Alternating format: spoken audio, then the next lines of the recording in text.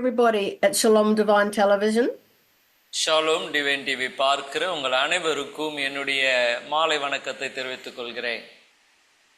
We've been having a look at the Beatitudes over the last few weeks. சில நாட்களாக குணாதிசயங்கள் என்று சொல்லி மலை பிரசங்கத்திலிருந்து பார்த்து கொண்டு வருகிறோம். Last week I did a recap of the first 5. போன வாரத்திலே நான் ஏற்கனவே போதித்த 10ல் 5 காரியத்தை திரும்புவாமாய் நாம் பார்த்தோம். And today we'll do a recap of the second 5. இன்று மீதி இருக்கிற 5 காரியத்தை நாம் பார்க்க போகிறோம். So Beatitudes are found in Matthew 5 and Luke 6. இந்த குணாதிசயங்கள் நாம் மத்தேயு சுவிசேஷம் 5ஆம் அதிகாரத்திலும் லூக்கா 6ஆம் அதிகாரத்திலும் நம்மால் பார்க்க முடியும். And I'm reading from Matthew 5. But when it says blessed, it means a state of extreme joy. இங்கே மத்தேயு 5லிருந்து நான் வாசிக்கிறேன். அங்கே பாக்கியவான் என்று சொல்லும்போது அது ஒரு சந்தோஷத்தின் நிறைவை நமக்கு காண்பித்து கொடுக்கிறது. We know that Jesus gave the Beatitudes on the Sermon on the Mount. நமக்கு தெரியும் இந்த குணாதிசயங்களை குறித்து ஆண்டவராகிய இயேசு கிறிஸ்து மலை பிரசங்கத்திலே நம்மோடு கூட பேசினார். So we're going to start with Matthew chapter 5 and verse 8. மத்தேயு சுவிசேஷம் 5ஆம் அதிகாரம் 8ஆம் வசனத்திலிருந்து நாம் பார்க்க போகிறோம். Blessed are the pure in heart, for they shall see God. அங்கே சொல்லப்படுகிற இருதயத்தில் சுத்தம் உள்ளவர்கள் பாக்கியவான்கள், அவர்கள் தேவனை தரிசிப்பார்கள். So what does it mean to have a pure heart? அப்ப சுத்த இருதயம் உள்ளவர்கள் என்றால் என்ன? It means to have moral integrity and sincerity towards God. தேவனுக்கு முன்பதாக நம்முடைய குணங்கள் அது பிரியமுள்ளதாக பரிசுத்தமுள்ளதாய் காணப்பட வேண்டும். It means that there is no hypocrisy but being blameless and without guilt. நாம் அனலுமின்றி குளிருமின்றி இல்லாமல் தேவனுக்கு முன்பதாக குற்றம் சாட்டப்படாதவர்களாய் நாம் இருக்க வேண்டும். It also means that there is no deception or hidden motives. நமக்குள்ளே மறைவான எந்த ஒரு வைராக்கியமும் இல்லாதவர்களாய் இருக்க வேண்டும். You know, some people just want to be your friend so they can get money. சிலர்கள்லாம் நம்ம கூட சிநேகிதர்களா இருக்கணும்ன்ற ஆசையே என்னன்னா இப்பனா பணம் வாங்கிடலாம்ன்றே இருக்கும். It talks in the book of Psalms about being truthful in the inner parts. சங்கீதத்திலே நாம் வாசிக்கிறோம் உள்ளான மனுஷன் உண்மை உள்ளவனாய் இருக்க வேண்டும் என்று நம்ம வாசிக்கிறோம். I'm going to read Psalm 51 and verse 6. அங்கே 51ஆம் சங்கீதம் அதிலே 6ஆம் வசனத்தை நான் வாசிக்க விரும்புகிறேன். It says, behold, you desire truth in the inward parts, and in the hidden part you will make me to know wisdom. இதோ உள்ளத்தில் உண்மையாய் இருக்க விரும்புகிறேன், அந்தகாரத்தின் ஞானத்தை எனக்கு தெரியப்படுத்துவீர். We know that after David sinned with Bathsheba, he prayed for a clean heart and a steadfast or faithful spirit. நாம் பார்க்கிறோம் தாவீது பெத்ஷெபாவோடு பாவம் செய்த பிறகு அவர் ஜெபிக்கிற ஒரு ஜெபம், ஆண்டவரே நிலவரமான ஆவியை தாங்க, சுத்தமான இருதயத்தை தாங்க என்று சொல்லி அவர் ஜெபிக்கிறார்.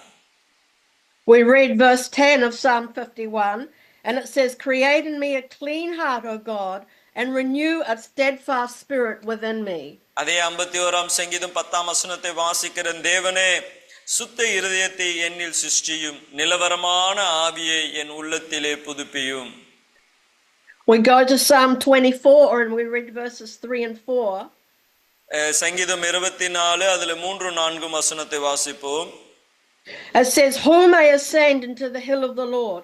Who may stand in his holy place?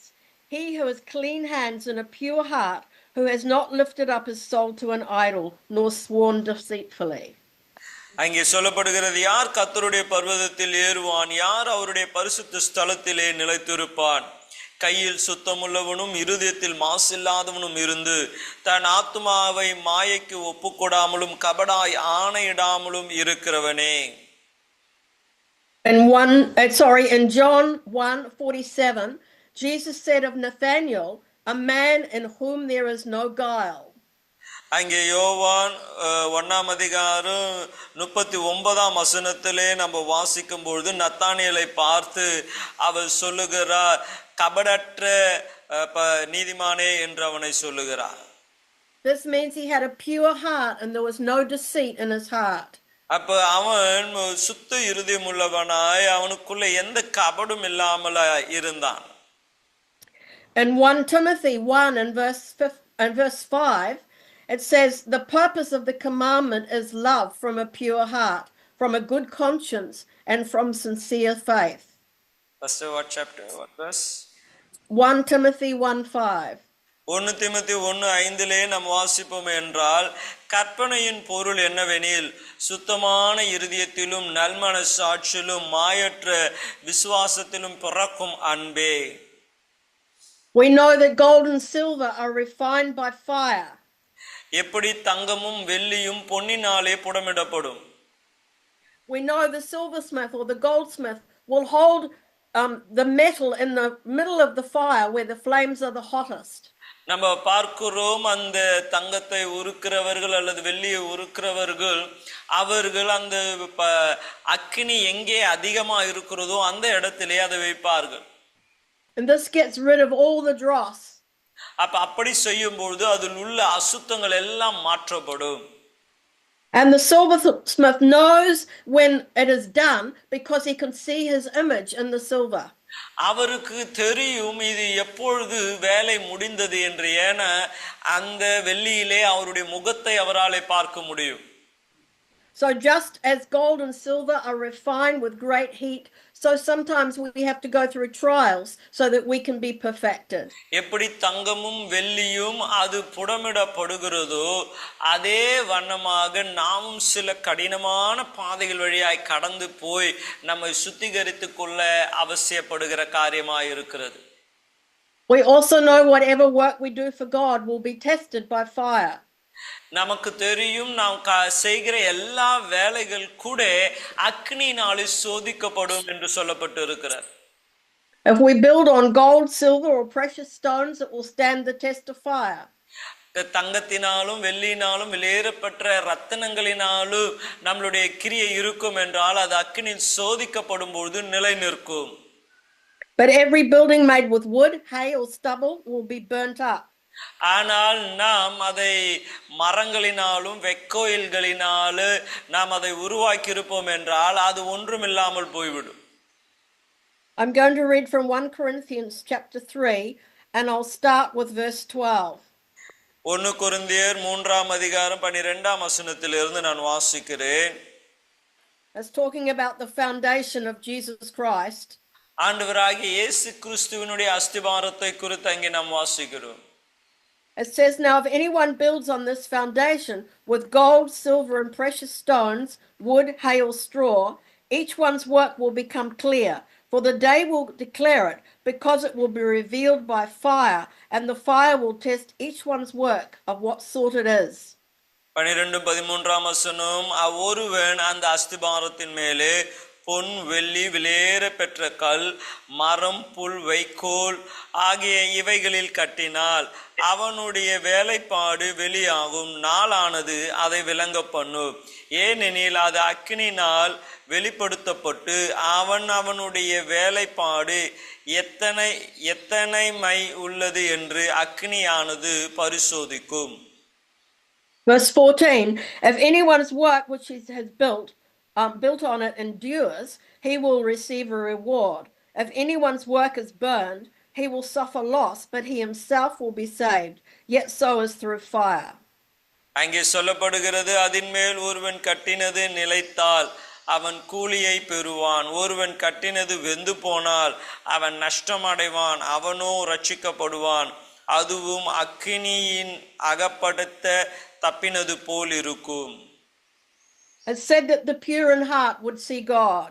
நம்ம ஏன் இதை பார்த்து கொண்டிருக்கிறோம் என்றால் சுத்த இருதயம் உள்ளவன் தேவனை தரிசிப்பார். We have the example of Stephen the martyr in Acts 7 verses 55 and 56. அப்போஸ்தலர் நடபடிகள் 7ஆம் அதிகாரம் அதிலே 56-57 பார்க்கும்போது ஸ்தேவானுடைய மரணத்தை நாம் பார்க்கிறோம். Stephen is being killed and it says, but he, being full of the Holy Spirit, gazed into heaven and saw the glory of God and Jesus standing at the right hand of God and said, look, I see the heavens opened and the Son of Man standing at the right hand of God. 55ஆம் வசனத்தை வாசிக்கிறேன். அவன் பரிசுத்த ஆவினாலே நிறைந்தவனாய் வானத்தை அண்ணாந்து பார்த்து தேவனுடைய மகிமையு தேவனுடைய வலது பாசத்தில் இயேசு நிற்கிறதையும் கண்டு, அதோ வானங்கள் துறக்கப்பட்டு இருக்கிறதையும் மனுஷகுமாரன் தேவனுடைய வலது பாசத்தில் நிற்கிறதையும் காண்கிறேன் என்றான். The seventh one is, blessed are the peacemakers, for they shall be called sons of God. Verse 9 of Matthew 5. 7ஆம் அதிகாரம் மத்தேயு சுவிசேஷத்திலே நம்ம 5ஆம் அதிகாரம் மத்தேயு சுவிசேஷத்திலே நம்ம வாசிக்கும் பொழுது 7வது காரியம், சமாதானம் பண்ணுகிறவர்கள் பாக்கியவான்கள், அவர்கள் தேவனுடைய புத்திரர்கள் எண்ணப்படுவார்கள் என்று வாசிக்கிறோம். We are told in Romans chapter 12 and verse 18, if it's possible, as much as depends on you, live peaceably with all men. ரோமர் 12ஆம் அதிகாரம் 18ஆம் வசனம் சொல்லுகிறது, கூடுமானால் உங்களால் ஆன மட்டும் எல்லா மனுஷரோடு சமாதானமாயிருங்கள். We know that peace is the third fruit of the Holy Spirit.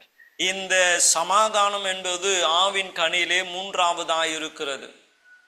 We are to be in peace, and we are to walk in peace, and we are to release peace to other people. நம்ம சமாதானத்திலே வாழ வேண்டும், சமாதானத்திலே நடக்க வேண்டும், மற்றவர்களோடு சமாதானமாய் இருக்க வேண்டும். We know that Jesus Christ is the Prince of Peace, and when we abide in him, we receive his peace. நமக்கு தெரியும் ஆண்டவராகிய இயேசு கிறிஸ்து சமாதான பிரபு. நாம் அவரிலே நிலைத்திருந்தால் நாம் சமாதானம் உள்ளவர்களாய் இருப்போம். He said in John 14:27, peace I leave with you, my peace I give to you, not as the world gives do I give to you. Let your heart not be troubled, neither let it be afraid. John 14:27. யோவான் 14:27 சொல்லுகிறது, சமாதானத்தை உங்களுக்கு வைத்து போகிறேன், என்னுடைய சமாதானத்தையே உங்களுக்கு கொடுக்கிறேன்.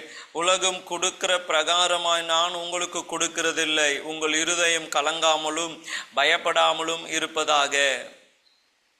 We go over to John 16:33, and Jesus said, these things I've spoken to you, that in me you may have peace.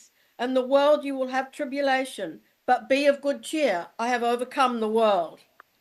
யோவான் 16:33 சொல்லுகிறது, என்னிடத்தில் உங்களுக்கு சமாதானம் உண்டாயிருக்கும் பொருட்டு இவைகளை உங்களுக்கு சொன்னேன். உலகத்தில் உங்களுக்கு உபத்திரவம் உண்டு, ஆனாலும் திடன் கொள்ளுங்கள், நான் உலகத்தை ஜெயித்தேன் என்றார். We know that many people have no peace, and they have so much stress that there's suicide and murder. நிறைய பேர் சமாதானம் அற்றவர்களாய் தற்கொலை செய்து கொள்ளுகிறார்கள், கொலை உண்டு போகிறார்கள். But Jesus Christ is the Prince of Peace, who wants to release his peace to us in the middle of every storm and situation that we go through. நம்ம கடந்து போகிற எல்லா சூழ்நிலையிலும் நாம் சமாதானத்தை பெற்றுக்கொள்ள கூடிய காரணராய் இருக்கிறவர் சமாதான பிரபுவாகிய இயேசு கிறிஸ்து. அவர் மேல் உங்கள் பாரத்தை வைத்து விடுங்கள். In 2 Corinthians chapter 5, it says that we have been given the ministry of reconciliation. 2 கொரிந்தியர் 5ஆம் அதிகாரத்திலே ஒப்புரவு ஆக்கக்கூடிய ஊழியம் நமக்கு கொடுக்கப்பட்டு இருக்கிறது. This means making things right with God, but also with other people. அது ஒப்புரவாக்குதல் என்றால் தேவனுக்கும் நமக்கும் நல்ல உறவும், நமக்கும் மற்றவர்களுக்கும் நல்ல உறவு ஏற்படுத்துகிற ஒரு ஊழியம். The first part of reconciliation is forgiveness. அப்ப அந்த ஒப்புரவாக்குதலின் முதல் வேலை என்னவென்றால் அது மன்னிப்பு. And when we release forgiveness, then peace comes. நாம் எப்பொழுது நாம் மன்னிக்கிறோமோ அப்பொழுது சமாதானம் கடந்து வரும். I'm going to read 2 Corinthians 5:18 and 19. 1 கொரிந்தியர் 5ஆம் அதிகாரம் 18 இருந்து வாசிக்கிறேன். It says, now all things are of God, who has reconciled us to himself through Jesus Christ, and has given us the ministry of reconciliation, that God was in Christ reconciling the world to himself, not imputing their trespasses to them, and has committed to us the word of reconciliation. அங்கே நான் வாசிக்கிறேன், இவைகள் எல்லாம் தேவனால் உண்டாயிருக்கிறது. அவர் இயேசு கிறிஸ்துவை கொண்டு நம்மை தம்மோடு ஒப்புரவாக்கி ஒப்புரவாக்குதலின் ஊழியத்தை எங்களுக்கு ஒப்பு கொடுத்திருக்கிறார். We know that there is a lot of strife in many families, especially when living in the same house. ஒரே குடும்பத்திலே அநேக விதமான போராட்டங்கள் பிரச்சனைகளை நீங்கள் சந்தித்து கொண்டு வரலாம்.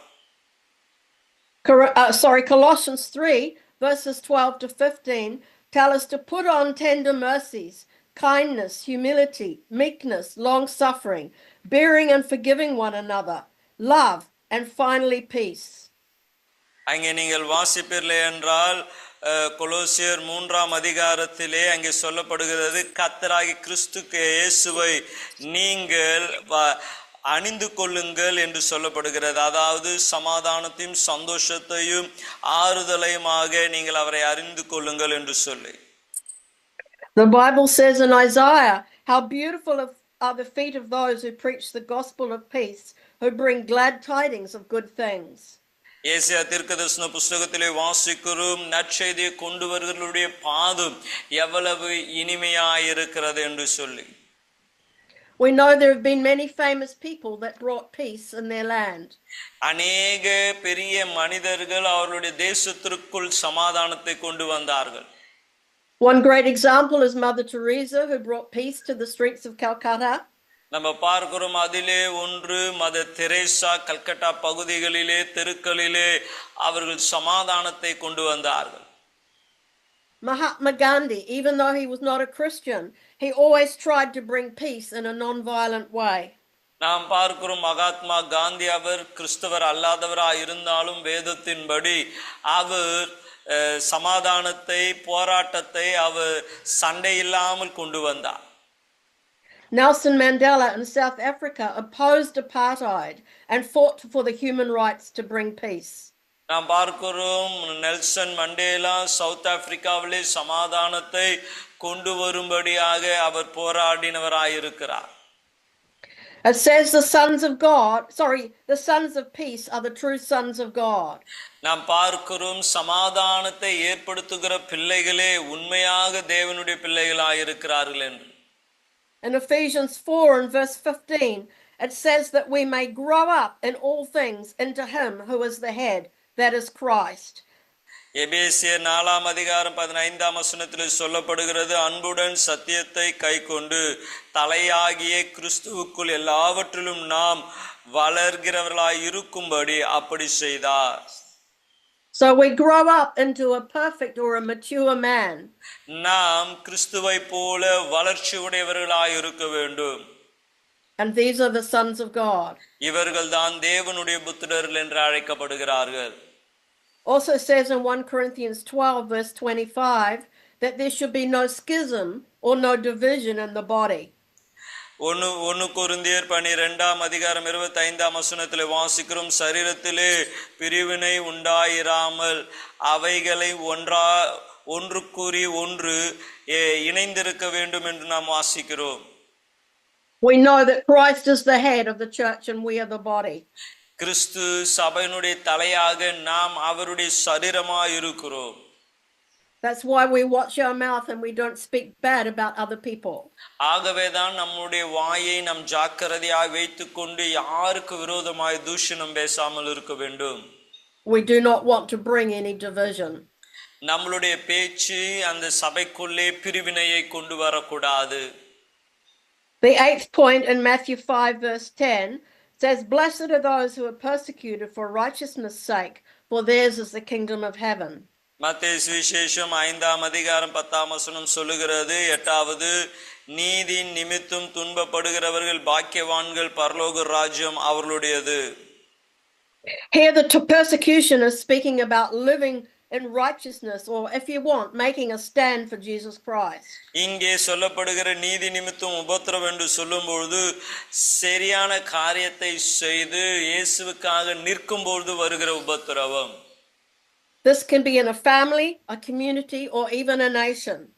இது ஒரு தனி மனிதன் குடும்பத்திலோ அல்லது சமுதாயத்திலோ இல்ல தேசத்திலோ அவர்கள் அனுபவிக்கக்கூடிய உபத்திரவங்களாய் இருக்கலாம். 2 Timothy 3 and verse 12 says, "Yes, and all who desire to live godly in Christ Jesus will suffer persecution."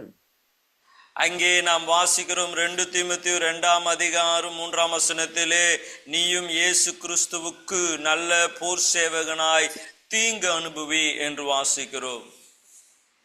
Jesus said in Luke 12 that there would be divisions in families, fathers against sons and sons against fathers, mothers against daughters and daughter-in-laws against mothers, and so on, that there would come a division in families over Christ. நாம் பார்க்கிறோம் லூக்கா சுவிசேஷம் 12ஆம் அதிகாரத்திலே தேவன் சொல்லுகிறார், ஒரு பிரிவினை உண்டாகும், தகப்பனுக்கும் மகனுக்கும் மாமியாருக்கும் மருமகளுக்கும் இவ்விதமாய் குடும்பங்களுக்குள்ள ஒரு பிரிவினை உண்டாகிற ஒரு காலம் வரப்போகிறது என்று சொல்லி. In John 15:20, it says, a servant is not greater than his master. If they persecuted me, they will also persecute you. If they kept my word, they will also keep yours. ஊழியக்காரன் தன் எஜமானிலும் பெரியவன் அல்ல என்று நான் உங்களுக்கு சொன்ன வார்த்தைகளை நினைவு கொள்ளுங்கள். அவர்கள் என்னை துன்பப்படுத்தினது உண்டானால் உங்களையும் துன்பப்படுத்துவார்கள். அவர்கள் என் வசனத்தை கை கொண்டானாகில் உங்கள் வசனத்தையும் கை கொள்வார்கள் என்று யோவான் 18:20 இயேசு சொல்லுகிறார். In Matthew 24, starting at verse 9, it says, they will deliver you up to tribulation and kill you, and you will be hated by all nations for my name's sake. And then many of you will be offended, will betray one another, and will hate one another. Then many false prophets will rise up and deceive many. அங்கே வாசிக்கிறோம் மத்தேயு சுவிசேஷம் 24:9, அப்பொழுது உங்களை உபத்திரவங்களுக்கு ஒப்பு கொடுத்து உங்களை கொலை செய்வார்கள். என் நாமத்தின் நிமித்தம் நீங்கள் சகல ஜனங்களிலும் பகைக்கப்படுவீர்கள். அப்பொழுது அநேகர் இடரலை அடைந்து ஒருவரை ஒருவர் காட்டி கொடுத்து ஒருவருக்கு ஒருவர் பகைப்பார்கள். அநேக கள்ள தீர்க்கதரிசிகளும் எழும்பி அநேகரை வஞ்சிப்பார்கள். Verse 13 says, but he who endures to the end will be saved. 13ஆம் வசனம் சொல்லுகிறது, முடிவு பரியந்தம் நிலைத்திருப்பவனே ரட்சிக்கப்படுவான். We know that Jesus was betrayed by Judas Iscariot for 30 pieces of silver. யூதாஸ் காரியத்து 30 வெள்ளிக்காசுக்காய் இயேசுவை அவன் காட்டி கொடுத்தான். In the book of Revelation, chapter 2, it talks about the church of Smyrna. ஸ்பெர்னா சபையை குறித்து வெளிப்படுத்தின விசேஷம் 2வது அதிகாரத்திலே சொல்லப்படுகிறது. It says, I know your works, verse 9, tribulation and poverty, but you are rich. And I know the blasphemy of those who say they are Jews and are not, but are of the synagogue of Satan. Do not fear any of those things which you are about to suffer. Indeed, the devil is about to throw some of you into prison, that you may be tested, and you will have tribulation 10 days. But be faithful unto death, and I will give you the crown of life. அங்கே சொல்லப்படுகிறது, உன் கிரியைகளையும் உன் உபத்திரவத்தையும் நீ ஐஸ்வர்யம் உள்ளவனாய் இருந்தும் உனக்கு இருக்கிற தரித்திரத்தையும் தங்களை யூதர் என்று சொல்லி யூதர் அல்லாமல் சாத்தானுடைய கூட்டத்தார்கள் செய்கிற தூஷணத்தையும் அறிந்திருக்கிறேன். நீ பயப்பட போகிற பாடுகளை குறித்து எவ்வளவேனும் பயப்படாதே. இதோ நீங்கள் சோதிக்கப்படும் பொருட்டு பிசாசானவன் உங்களை சிலரை காவலிலே போடுவான். 10 நாள் உபத்திரவப்படுவீர்கள். ஆகிலும் நீ மரண பரிந்து உண்மையாயிரு, அப்பொழுது ஜீவ கிரீடத்தை கர்த்தர் உனக்கு தருவார். ஜெயம் கொள்ளுகிறவன் 2ஆம் மரணத்தினால் சேதப்படுவதில்லை என்று எழுது. So there is a reward for those who are faithful and endure to the end. அப்போ யாரு கடைசி வரைக்கும் உண்மையா இருக்கிறார்களோ அவர்களுக்கு பிரதிபலன் உண்டு. We see throughout the book of Acts how the disciples were thrown in prison, they were beaten, they were chased out of synagogues and arrested for preaching Jesus. நாம் பார்க்கிறோம் அப்போஸ்தல நடபடிகளே ஆதி சபையில் உள்ள கிறிஸ்தவர்கள் அவர்கள் அடிக்கப்பட்டார்கள், உபத்திரவப்படுத்தப்பட்டார்கள், சிறைச்சாலையிலே பிடித்து போடப்பட்டார்கள். We know that Paul was beaten 3 times, that he was stoned, that he was thrown in prison more than 5 times, and shipwrecked. நாம் பார்க்கிறோம் அப்போஸ்தலனாகிய பவுல் 3 முறை சிறை தண்டனையும் அவர் அநேக முறை வாரினால் அடிக்கப்பட்டவராகவும் கப்பல் சேதத்திலே காணப்பட்டவராகவும் இருந்ததை நாம் வாசிக்கிறோம். It talks in the book of Hebrews 11 about people that went through persecution. எபிரேயர் 11ஆம் அதிகாரத்திலே யாரெல்லாம் உபத்திரவத்தின் வழியாய் கடந்து போனார்கள் என்று நம்மாலே வாசிக்க முடியும். Reading verse 39, and all these having obtained a good testimony through faith did not receive the promise, God having provided something better for us, that they should not be made perfect apart from us. அங்கே 39ஆம் வசனம் சொல்லுகிறது, இவர்கள் எல்லாம் விசுவாசத்திலே நற்சாட்சி பெற்றும் வாக்குத்தத்தம் பண்ணப்பட்டதை அடையாமல் போனார்கள். அவர்கள் நம்மை அல்லாமல் பூரணர் ஆகாதபடிக்கு விசேஷித்த நன்மை என்னதென்று தேவன் நமக்கென்று முன்னதாக நியமித்திருந்தார். We know that there is a crown of life, and we know that there is a crown for martyrs. நாம் பார்க்கிறோம் ஜெயித்தவர்களுக்கான ஒரு கிரீடம் இருக்கிறது. அதே போல இரத்த சாட்சியா மரித்தவர்களுக்கும் ஒரு விசேஷித்த ஜீவ கிரீடத்தை கர்த்தர் வைத்திருக்கிறார். In Revelation 20 and verse 4, வெளிப்படுத்தின விசேஷம் 20ஆம் அதிகாரம் 4ஆம் வசனம் சொல்லுகிறது, and I saw thrones, and they sat on them, and judgment was committed to them. Then I saw the souls of those who'd been beheaded for their witness to Jesus and for the word of God, and who had not worshipped the beast or his image, and had not received his mark on their foreheads or on their hands. And they lived and reigned with Christ for 1,000 years.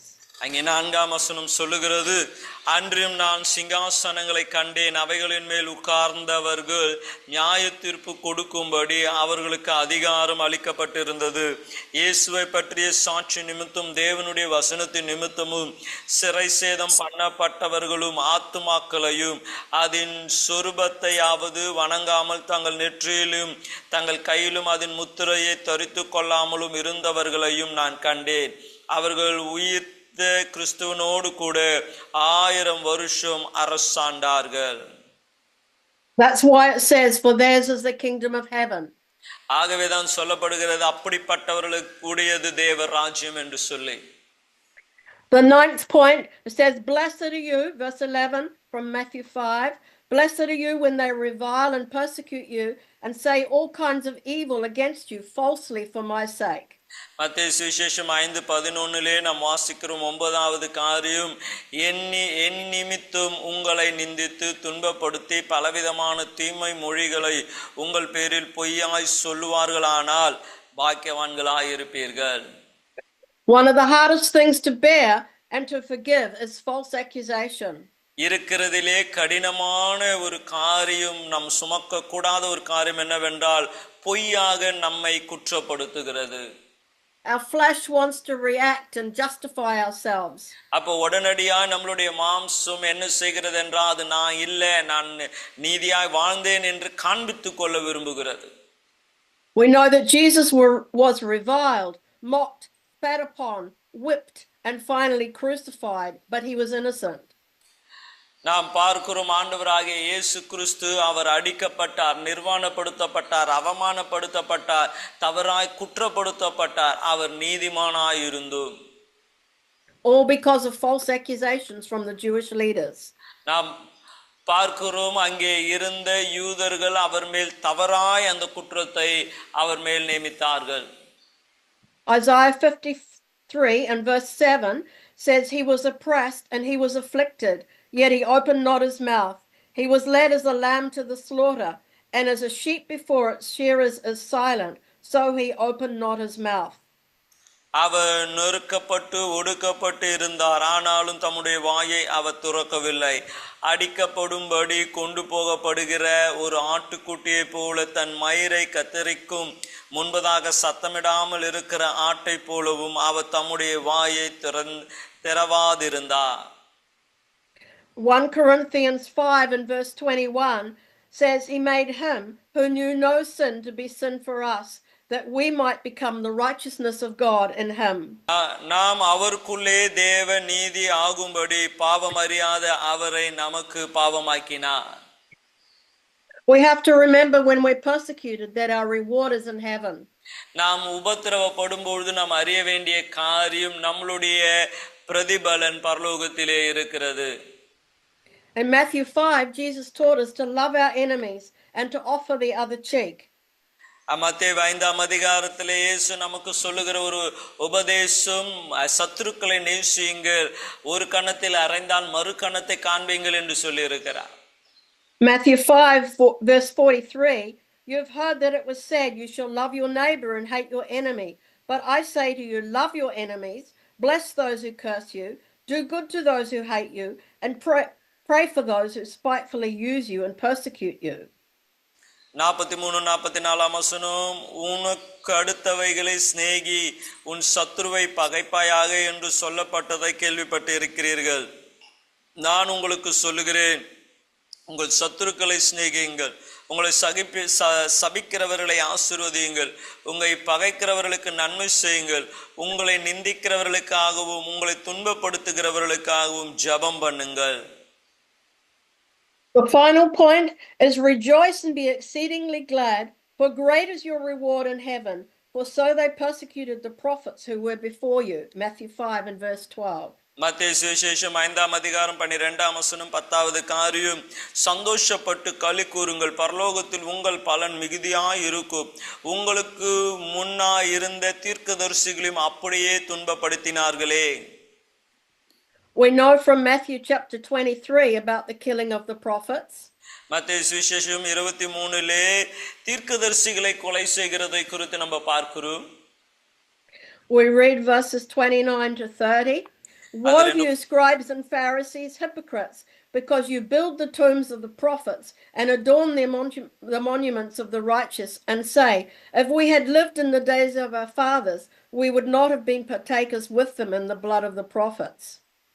அப்போ மத்தேயு 23:29 விதமா இயேசு சொல்லுகிற, மாயக்காரராகிய வேதபாரராகிய பரிசேயரே, உங்களுக்கு ஐயோ, நீங்கள் தீர்க்கதரிசிகளின் கல்லறைகளை கட்டி நீதிமான்களுக்கு சமாதிகளை சிங்காரித்து, எங்கள் பிதாக்களின் நாட்களிலே இருந்தோமானால் அவர்களோடு கூட நாங்களும் தீர்க்கதரிசிகளின் இரத்த பழிகளுக்கு உடன்பட்டிருக்க மாட்டோம் என்கிறீர்கள். Verse 34, therefore indeed I send you prophets, wise men and scribes. Some of them you will kill and crucify, and some of them you will scourge in your synagogues and persecute from city to city. 34 வசனம், ஆகையால் இதோ தீர்க்கதரிசிகளையும் ஞானிகளையும் வேதபாரர்களையும் உங்களிடத்தில் அனுப்புகிறேன். அவர்களில் சிலரை கொன்று சிலுவைகளில் அறைவீர்கள், சிலரை உங்கள் ஆலயங்களில் வாரினால் அடித்து ஊருக்கு ஊர் துன்பப்படுத்துவீர்கள். Verse 35, that on you may come all the righteous blood shed on earth, from the blood of righteous Abel to the blood of Zechariah son of Berechiah, whom you murdered between the temple and the altar. 35 வசனம், நீதிமானாகிய ஆபேலின் இரத்தம் முதல் தேவ ஆலயத்திற்கு பலிபீடத்திற்கும் நடுவே நீங்கள் கொலை செய்த பராக்கியாவின் குமாரனாகிய சகரியாவின் இரத்தத்தை வரைக்கும் பூமியின் மேலே சிந்தப்பட்ட நீதிமான்களின் இரத்தம் பழி எல்லாம் உங்கள் மேல் வரும்படிக்கு இப்படி செய்வீர்கள். We know chronologically that Abel was the first prophet and Zechariah was the last prophet in the Old Testament. நாம் பார்க்கிறோம், ஆபேல் அவர்கள் முதல் தீர்க்கதரிசியாக, சகரியா கடைசி தீர்க்கதரிசியாக நாம் பார்க்கிறோம். Jesus said in Matthew 23 verse 37, O Jerusalem, Jerusalem, the one who kills the prophets and stones those who are sent to her. How often I wanted to gather your children together as a hen gathers her chicks under her wings, but you were not willing. எருசலேமே எருசலேமே, தீர்க்கதரிசிகளை கொலை செய்து உன்னிடத்தில் அனுப்பப்பட்டவர்களை கல்லெறிகிறவர்களே, கோழி தன் குஞ்சை தன் சிறகுகளுக்கு கீழே கூட்டி சேர்த்து கொள்ளுமாம் போல நான் எத்தனை தரம் உன் பிள்ளைகளை கூட்டி சேர்த்து கொள்ள மனதாய் இருந்தேன், உங்களுக்கோ மனதில்லாமல் போயிற்று என்று நாம் 37ஆம் வசனத்திலே வாசிக்கிறோம். We know in Matthew 21 Jesus told the parable of the wicked vine dressers. மத்தேயு சுவிசேஷம் 21ஆம் அதிகாரத்திலே தேவன் திராட்சை தோட்டத்தை குறித்து சொல்லுகிறார். When it was the time to gather the fruit, they sent servants to get some of the produce, but they were killed one by one and stoned and beaten. அந்த திராட்சை தோட்டத்தின் கனியை எஜமானன் பெற்றுக்கொள்ளும்படியாய் வேலைக்காரரை அனுப்பும்போது ஒவ்வொருவரையாய் அவர்கள் கொலை செய்து உபத்திரவப்படுத்துகிறதை நாம் வாசிக்கிறோம். Finally he sent his son, and they took him and they killed him to seize the inheritance. நாம் பார்க்கிறோம், கடைசியாய் அவருடைய குமாரனை அனுப்பின பொழுது அவரை பிடித்து அவரை கொன்று அவருடைய ஆஸ்தியை எடுத்துக்கொள்ளலாம் என்று எண்ணினார்கள். So here the servants are basically the prophets that were sent.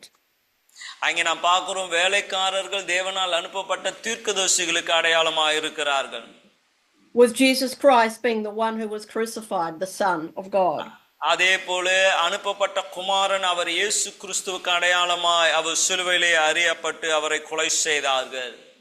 So it says, rejoice and be glad when you're persecuted, for great is your reward in heaven, for so they persecuted the prophets before you. ஆகவே நாம் இந்த நாளிலே சொல்லப்பட்ட வசனத்தின்படி நாம் மகிழ்ந்து களி கூற வேண்டும். காரணம் நமக்கு முன்பதாய் இருந்த தீர்க்கதரிசிகளையும் அப்படியே துன்பப்படுத்தினார்கள். Let us pray. நாம் ஜெபிப்போம். Lord, we thank you, Lord God, that you give us pure hearts. ஆண்டவரே எங்களுக்கு சுத்த இருதயத்தை தாருங்க என்று நாங்கள் ஜெபிக்கிறோம். Lord, help us to be peacemakers. ஆண்டவரே சமாதானத்தை ஏற்படுத்துகிறவர்களாய் எங்களை மாற்றும்.